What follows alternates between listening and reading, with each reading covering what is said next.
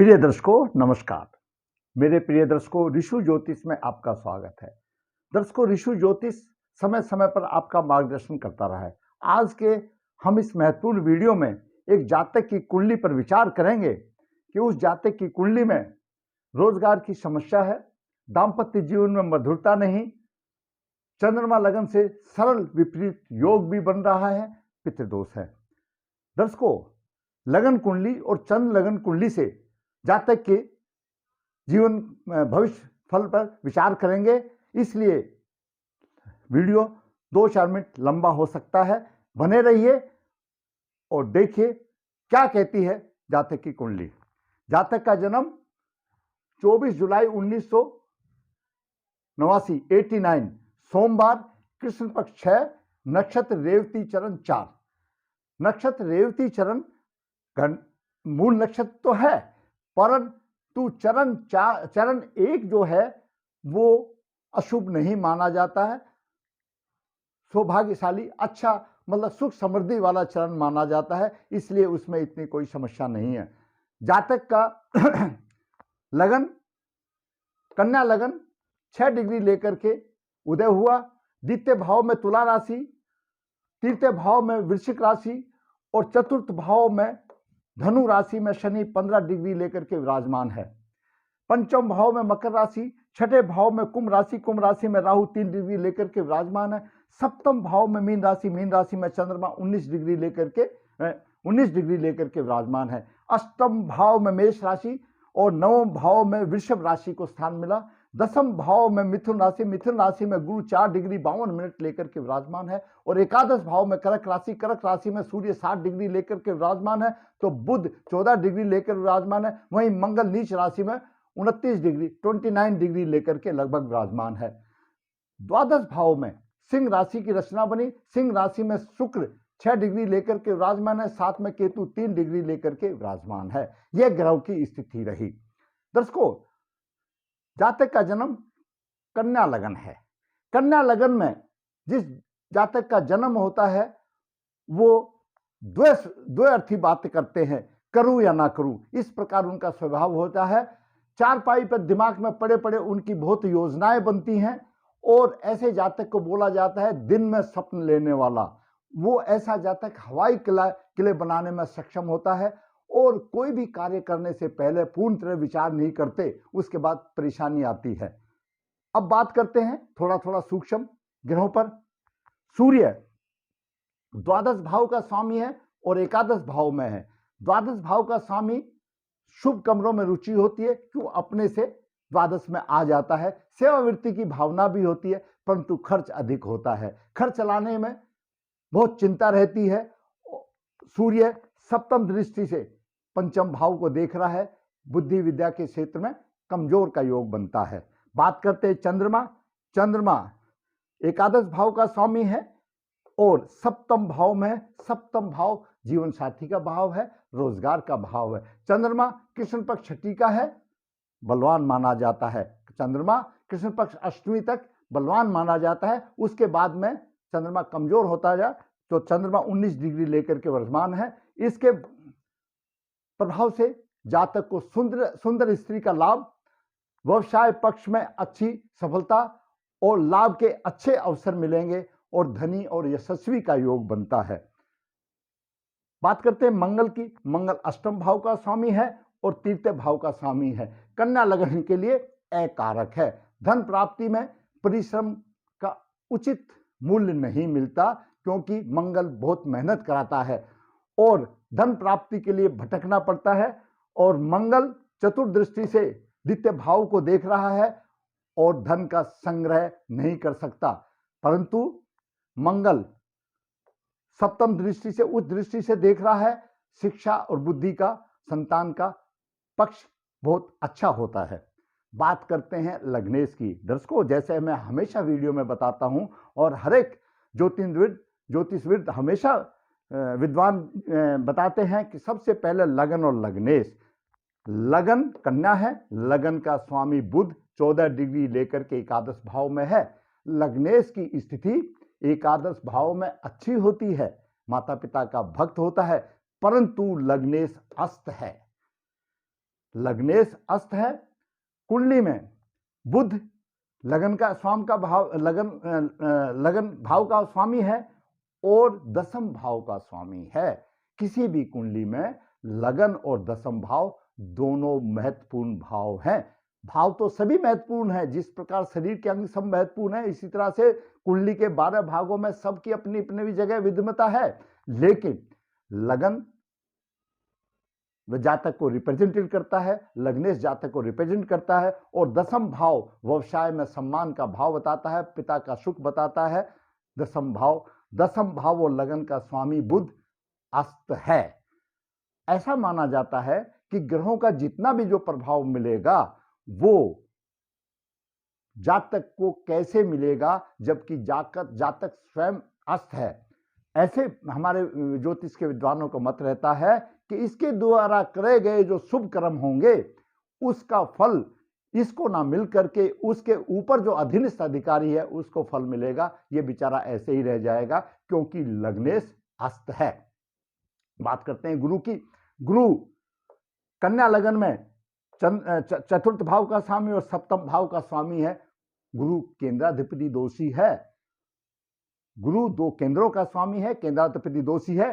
किसी त्रिकोणेश के साथ नहीं, केंद्राधिपति दोषी भंग नहीं हो रहा है, तो गुरु अपना फल देने में सक्षम नहीं है। गुरु सप्तम भाव का स्वामी है, सप्तमेश है, फल अपना नहीं दे रहा है। इसके साथ साथ गुरु पर शनि का भी प्रभाव है और राहु की भी पंचम दृष्टि प्रभाव है। शनि पंचम और छठे भाव का स्वामी है, त्रुटि प्रभाव है, अशुभ प्रभाव दे रहा है। राहु और शनि का अशुभ प्रभाव दे रहा है। और गुरु सप्तमेश है, जातक को दाम्पत्य जीवन में मधुरता नहीं मिल रही है। अब बात करते हैं शुक्र की। कन्या लगन में शुक्र भाग्य का स्वामी है और धन भाव का स्वामी है, और शुक्र द्वादश भाव में है। भाग्य का स्वामी द्वादश भाव में, भाग्य कमजोर। धन का स्वामी द्वादश भाव में, जब खजाने का स्वामी द्वादश भाव में खर्च के में बैठ गया तो धन कहां से लगेगा। समस्त धन को वह ऐश और आराम में खर्च कर देता है, क्यों शुक्र ऐश और आराम का कारक है करने वाला। धन का भाव मातृभूमि से जन्म से बाहर रहेगा। धन का अभाव मातृभूमि में भाग्य उदय नहीं होगा, क्योंकि द्वादश भाव में। ऐसे जातक को विदेश योग भी बनता है, विदेश जाकर के भी आया है।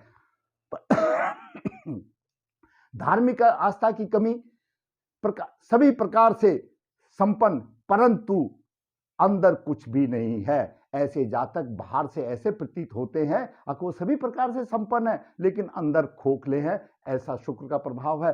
शुक्र के साथ केतु है। शुक्र दाम्पत्य सुख का कारक है, दाम्पत्य सुख देने वाला है। हमारे ज्योतिष ग्रंथों में यह मिलता है कि अगर शुक्र के साथ केतु अगर रहता है तो उसका दाम्पत्य जीवन इतना बिगड़ जाता है कि उसका प्रभाव पड़ोसी को भी मिल जाता है। ये लाल किताब में ऐसा वर्णन मिलता है।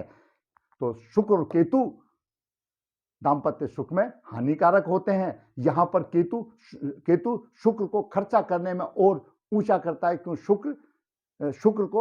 शुक्र के साथ केतु ध्वज का भी काम करता है, तो खर्चा अधिक करेगा और दाम्पत्य सुख में मिठास का कमी को पूरा करेगा। दाम्पत्य सुख में नरक तुल्य जीवन बन जाता है उसका। अब बात करते हैं शनि की। कन्या लगन में शनि 2 भावों का स्वामी है, दसम और छठे भाव का स्वामी है, और छठे भाव में राहु है।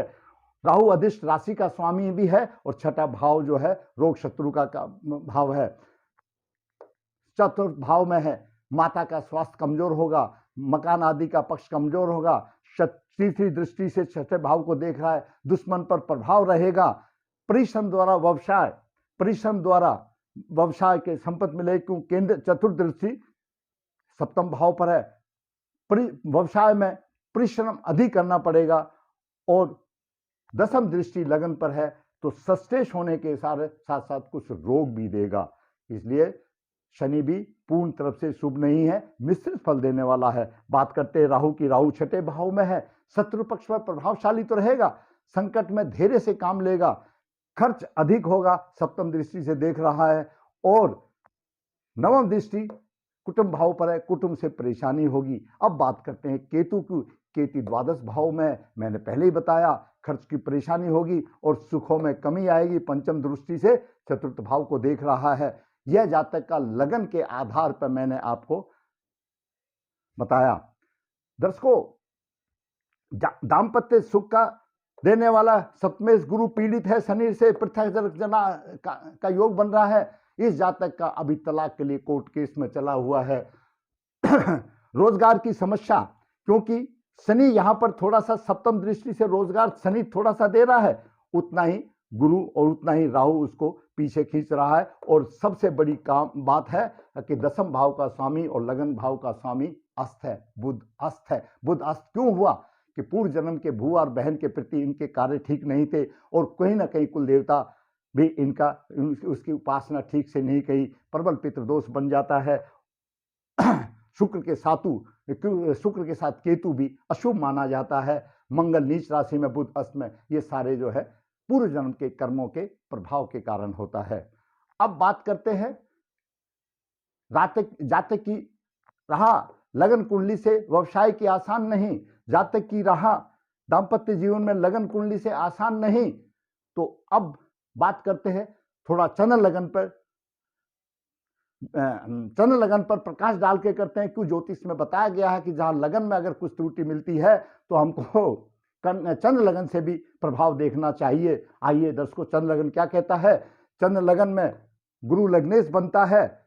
गुरु जब लग्नेश बन जाता है, दो स्वामी का भावों का, दो केंद्रों का स्वामी होता है, तो उसको केंद्राधिपति दोषी नहीं होता। गुरु चतुर्थ भाव में है, यहां पर शनि एकारक बन जाता है। क्यों, शनि एकादश और द्वादश भाव का स्वामी है, राहु अधिष्ठानी है। शनि की दृष्टि, शनि बलवान है, 15 डिग्री लेकर के सुख के भाव पर है। गुरु लग्नेश पर है, सुख की आशा नहीं, लग्नेश पीड़ित है।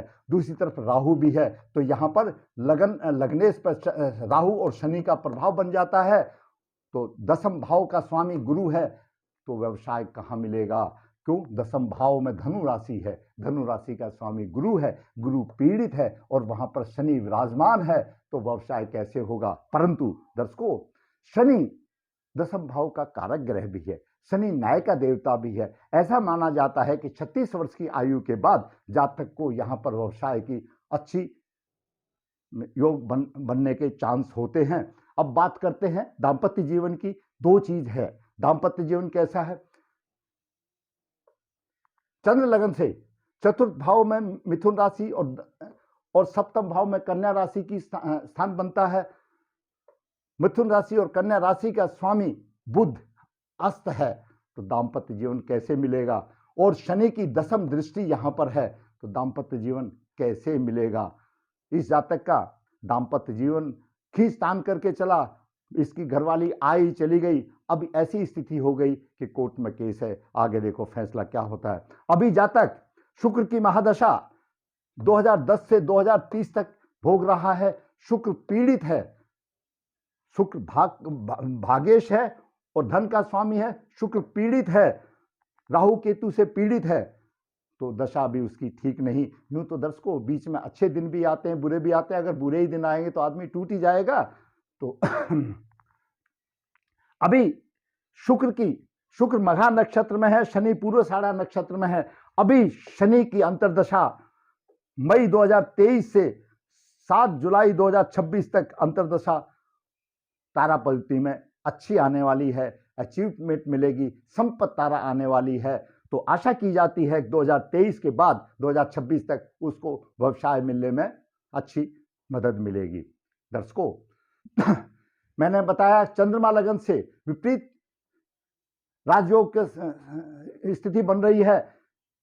शुक्र यहां पर सरल विपरीत राजयोग बनाता है। क्यों, अष्टम भाव का स्वामी छठे भाव में शुक्र है और राहु से पीड़ित है, सरल राजयोग बनता है। वो बात है कि इस राजयोग में पूर्णतः तब मिलेगा जब लग्नेश भी लगन को देखे, इसलिए यह भी कमजोर राजयोग बनता है, पूर्ण नहीं माना जाता। बनेगा कुछ हद तक, कुछ साथ मिलेगी, लेकिन पूर्ण राहत तब होगी जब लग्नेश लगन को देखे। ये भी थोड़ा सा फीका पड़ जाता है। तो दर्शकों, मैंने इस जातक की कुंडली का आपके समक्ष लगन से और चंद्र लगन से दोनों का